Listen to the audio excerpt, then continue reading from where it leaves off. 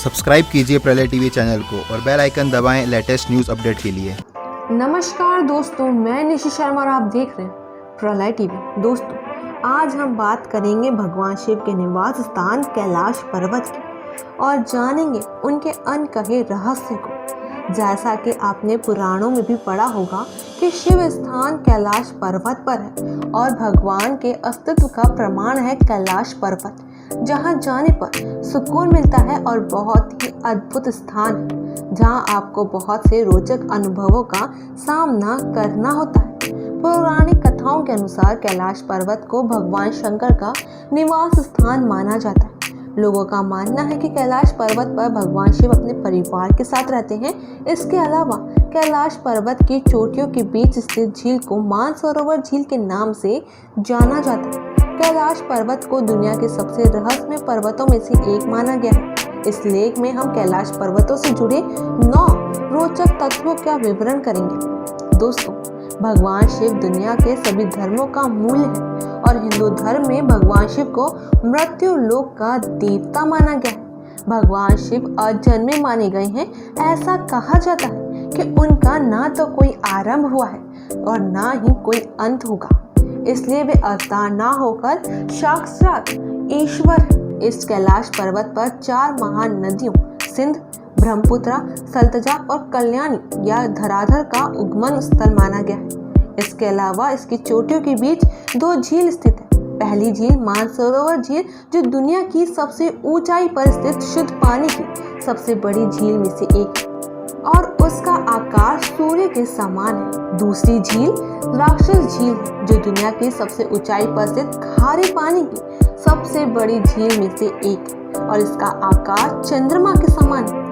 दोस्तों, यदि आप कैलाश पर्वत की यात्रा करते हैं तो मानसरोवर झील में स्नान करने का सबसे उपयुक्त समय प्रातः 3 बजे से 5 बजे का है, जिसे ब्रह्म मुहूर्त के नाम से जाना जाता है।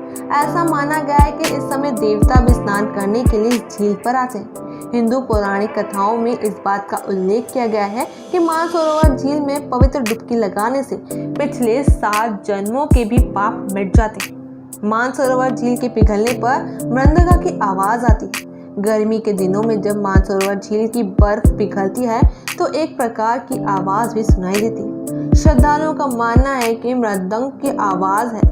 मान्यता है कि मानसरोवर झील में एक बार डुबकी लगाने वाला व्यक्ति मृत्यु के बाद रुद्र लोक पहुंच जाता है। इसके अलावा कैलाश पर्वत के ठीक नीचे मृत्यु लोक स्थित है, जिसकी बाहरी परिधि 52 किलोमीटर की है।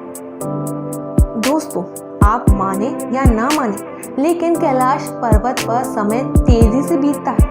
वहां जाने वाला यात्री को वैज्ञानिकों ने अपने बाल और नाखूनों की तेजी से बढ़ती हुई देखा, जिसके आधार पर उनका अनुमान है कि कैलाश पर्वत पर समय तेजी से बीतता है। हालांकि वैज्ञानिक अभी तक इसके पीछे के कारणों को ढूंढने में विफल ही हैं। इस पवित्र पर्वत की ऊंचाई 6714 मीटर है।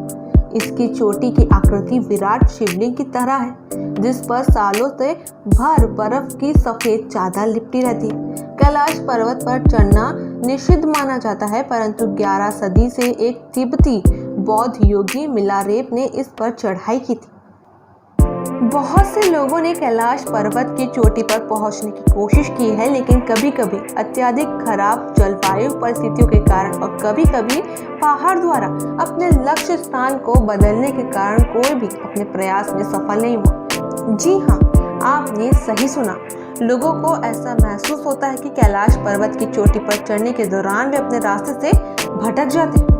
कैलाश पर्वत के ठंडे पहाड़ों पर जब सूर्यदेव के समय सूर्य की किरणें पड़ती है तो विशाल स्वास्तिक की आकृति बनती है, जिसे देखकर ऐसा लगता है कि भगवान सूर्य भगवान शिव को श्रद्धांजलि दे रहे हैं।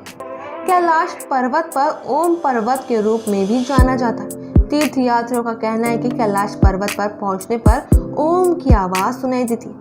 इसके अलावा तीर्थ यात्रियों का यह भी कहना है कि भगवान शिव के निवास स्थान के रूप में प्रसिद्ध इस स्थान पर एक अद्भुत शांति का अनुभव होता है। कैलाश पर्वत और उसके आसपास के वातावरण पर अध्ययन कर रहे वैज्ञानिक जॉर्ज निकोलाई रोमवोन और उनकी टीम ने तिब्बत के मंदिरों के धर्म गुरुओं से मुलाकात की थी। जब उन धर्मगुरुओं ने बताया कि कैलाश पर्वत के चारों ओर एक अलौकिक शक्ति का प्रवाह होता है, जिसमें तपस्वी आज भी आध्यात्मिक गुरुओं के साथ टेलीपैथी संपर्क रखते हैं।